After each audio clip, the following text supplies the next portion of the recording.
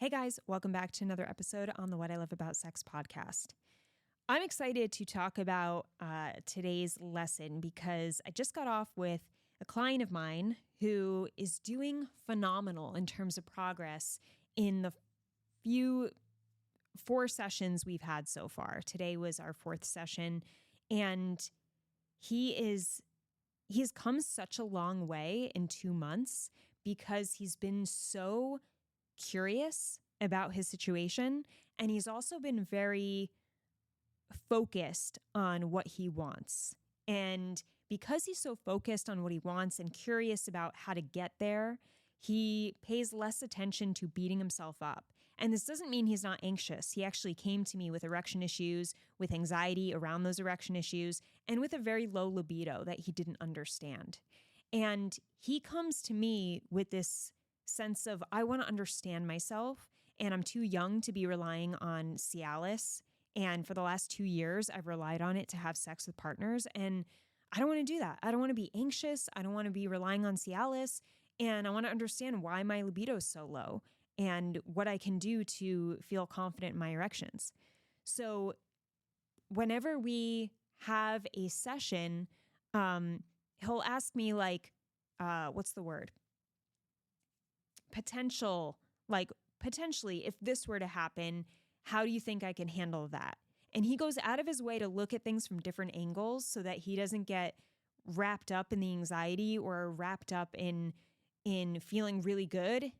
So for instance, he told me today, he was like, I feel like I'm on this high right now because for the first time I was able to, he basically had one of the best sex experiences of his entire life. And he had sex with a partner, this girl he's been hanging out with, and they had sex 6 times in one sitting. And he was like, this is crazy. I could never imagine that I would be able to do this, let alone not using Cialis and relying totally on myself. So he was really excited about that, obviously. I was like, oh shit, like, who are you? Based on the guy he was when he came to me and what he was talking about, where his worries. So he's seeing all this physical progress, right? And today he asked me a really great question around this situation specifically. He was like, Steph, how do you, because obviously I was very anxious when I first started working with you, and now I'm having great experiences. So the anxiety's gone down, but I won't say it's gone. It's just gone down. It's not gone completely. I still have habits of anxiety popping in and out. And how do I know I'm not just being, taking this sex 6 times in one sitting thing and just being on this emotional high, and then that's going to fade and things will go back to how they were before we started working together? And I love this question because it's not like he's like, oh, well, this won't last. Like he's not playing victim. He's like, he's self-aware enough to know that he's on an emotional high, being that he's had all these really cool, amazing experiences. And he's like, how do I understand that I can keep having experiences like this without like in the future? How do I continue having these experiences and know that I can do that without just and not have to feel anxious as much as I did before? So I was like, awesome question. And how you do this, guys, like when you think like, oh, I had this great experience, but it's not going to last, everything will go back to where it was. That's playing the victim mode, and that's letting anxiety win.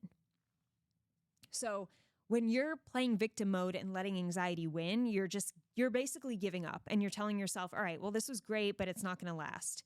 It probably won't last. And that instills a belief in you that like, yeah, even when good things happen, it doesn't mean anything because I'm always going to struggle with this thing. And if you believe that, you will always struggle with that thing. But what I told my client, and what I'll tell you, is that the difference is in accepting the win and getting excited about it and being like, holy shit, this was incredible. I've never had a sex experience like this in my life. Like, this is progress. But what did I do to get there? What specific actions did I take to get that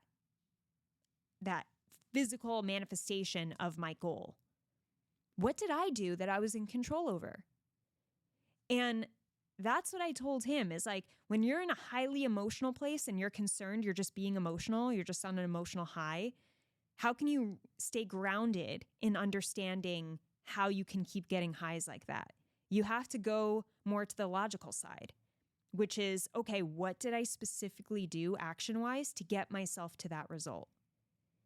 And he was like, oh shit, well, I did this. I've been working on this. We've been doing this. I've been journaling on this. I finally understood this. I told her this. We have this type of connection. And I started that connection by letting her know this, and so he was starting to tell me all the specific things that he did action-wise that he didn't have to do. He chose to take these actions that eventually brought him that type of result. And I said, see how when you focus, go back to, it's not bad to get excited about something. And it's not even bad to be concerned that you're just riding an emotional high and that things could potentially go back to where they were. I said things could go back to where they were.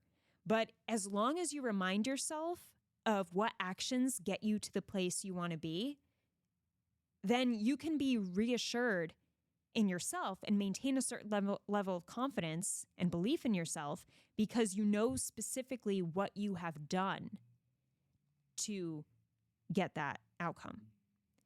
You are specifically telling yourself, if I take this action, if I say this thing, if I open up about this, if I do this physically when I'm masturbating enough times to build trust here, if I do this, then those are the things I did to get there and to start making progress. And those are the things I'll go back to if I'm struggling again.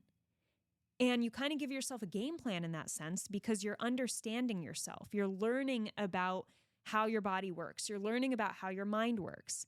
And what I told him is anxiety, for you to be worried about falling back into anxiety around your sex life, it's simply the things you're feeling uncertain about. Anxiety is you being uncertain. Anxiety is you not knowing and having this sense of what if this happens? Well, what if that happens? What if this happens? Okay, let's play it out. What if that happens? What will you do? And then he and I role played a bit and we did go, he was able to tell me, all right, well, I think if that happened, I would probably just do this. And I'm like, how would that sound? How would you say it specifically? And then he would specifically say it out loud.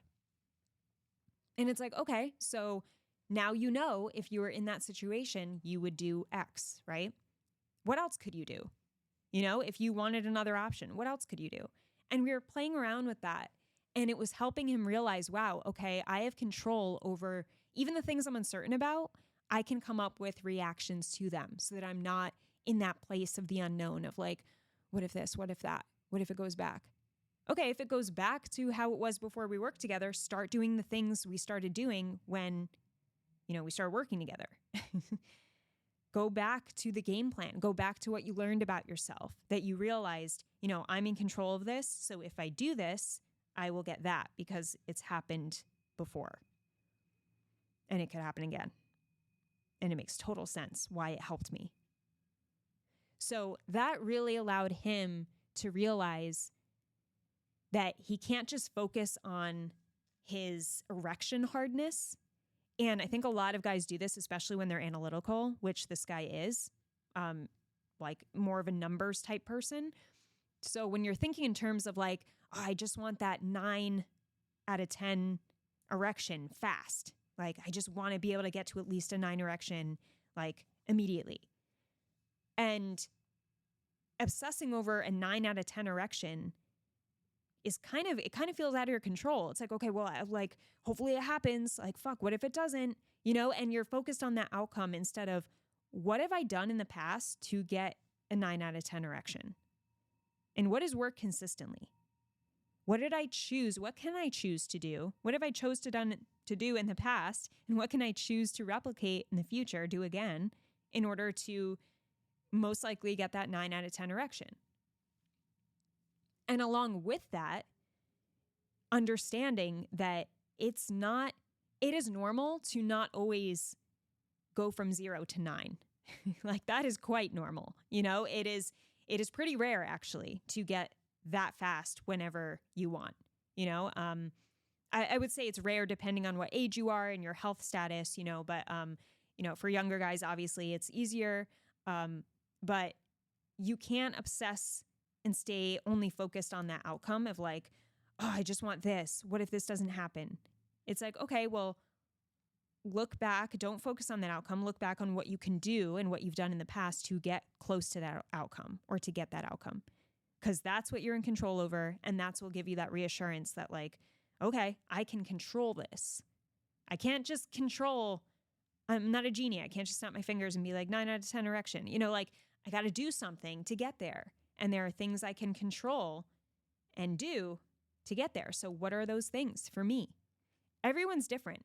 So this does take a certain level of learning, understanding yourself, understanding your mind, your body, how it works when it comes to your sexual turn-ons, your sexual insecurities, the things you hold back, the things you tend to get nervous about. Like these are the things you fantasize about that maybe you feel guilt or shame around. These are different for everyone. And that's why coaching is so helpful because, with me, at least, I create a personal plan for each of my clients who are so very different to help them understand themselves and learn about themselves so that they can have the outcomes they want. But giving them that game plan is the most important part because then they could go back to it and say, all right, this is what I've done to get that outcome. And therefore I could do it again. And therefore I'm in control. So there's no need to be anxious. And whenever I'm anxious, because it's okay, we still get anxious even though we feel we have control sometimes, it's reiterating the fact that, okay, what am I uncertain about here? And what is the fear behind that? How can I give myself reassurance? How can I give myself an answer? What am I certain of? And your anxiety will go down when you answer those questions. But you have to be curious enough to ask yourself in the first place and not be a victim of just immediately telling yourself, well, this won't work anyway. It hasn't worked this long. It's not going to work again. Sometimes, guys, you're just like some of you think it just won't ever work for you because you've been trying the same fucking thing for like 20 years and you never opened yourself up to having some variety to figuring out your issue. You didn't figure it out in the best way for you. It doesn't mean it's impossible. It just means you have not figured out the best way for you and you've given up or you just haven't gotten there yet. And that's okay. But that shows like there are answers for all of you. There are answers. You just can't give up. You got to find your answer that works for you. The moment you give up, the moment you're anxious for life and you're a downer, you're negative, you have a lot of self-talk issues because you're giving up on yourself. You can't give up on yourself. You got to you have to acknowledge what's working for you and you have to understand why it's working. And when you can study yourself in that way and then you have this game plan of what works for you, then you do it a few times, then it becomes natural and you don't have to like think of it like a game plan anymore. You're just like, okay, like I finally get myself. I understand what I need. I understand what type of connection I need to open up sexually. I understand what makes great sex for me. I understand what questions are hard to ask when it comes to sex, but now I know a better, easier way to ask them. Like you learn yourself, you understand yourself so you can understand your sex life better and have better sex experiences. But it takes, zoning in and looking at yourself to do that. Sometimes it's really uncomfortable too, and it's not something that you want to necessarily take time out of your day to do because, we're all busy, but that's the thing. We're all busy and we fill our time with what we prioritize. If this is not a priority for you, you will not spend time on it. So that's another question to ask yourself. Like, is my sex life a priority?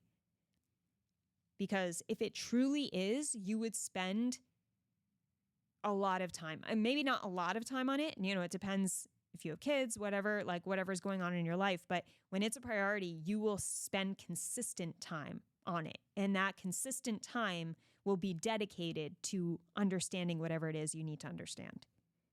So that's something also to keep in mind. Like, am I really prioritizing this? Or was there a time when I ever truly prioritized it? Or it was just a thought and I didn't truly feel like it would work. So I just didn't put any real time into it.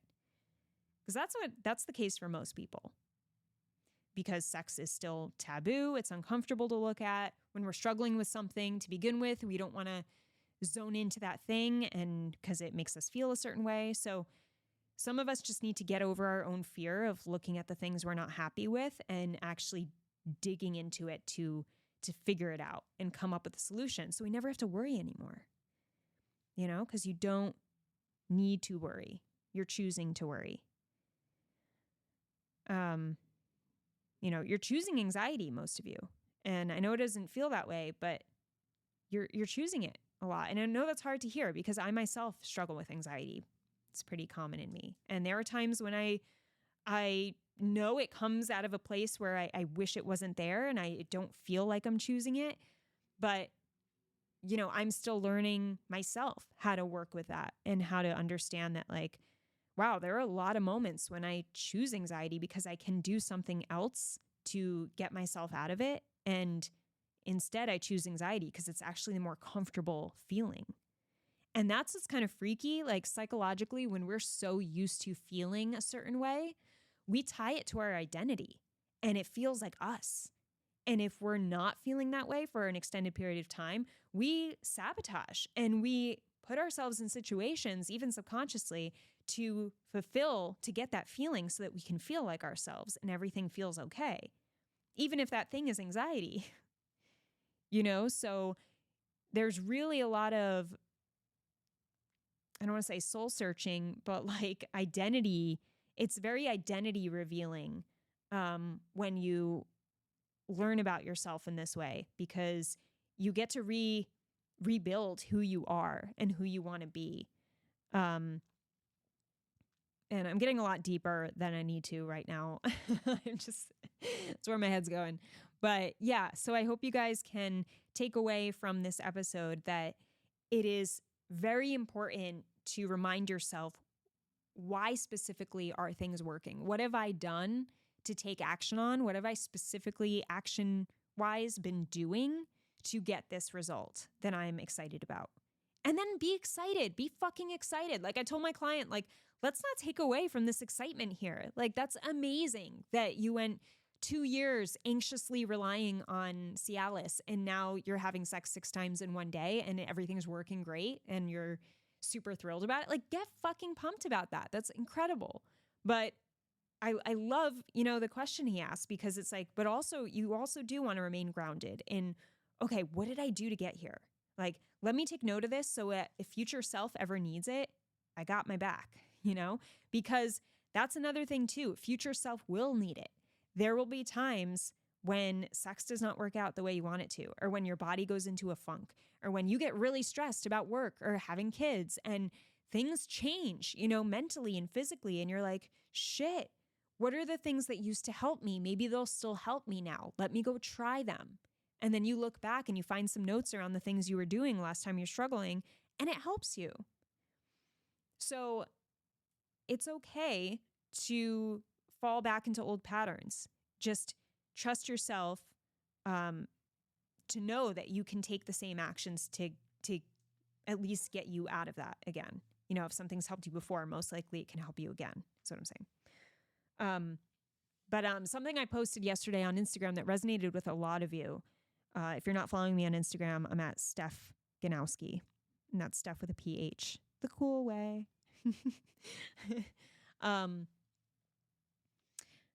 What was I saying? Yeah. And what I was saying was on Instagram, I said, look, you're going to be, I forget the word I used. Yeah, you're going to backslide. That's what I said.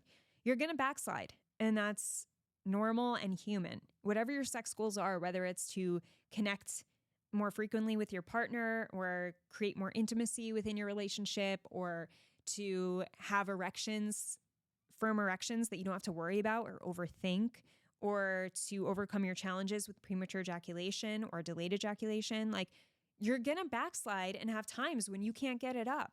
And you're going to have a time when you come really fast and before you want to. And you're going to have a time when your partner is just turning away from you and you're feeling really rejected. And even though just because you're working on it and you've made progress doesn't mean you're not going to backslide and that things won't go your way in the future from time to time. Like, that's okay.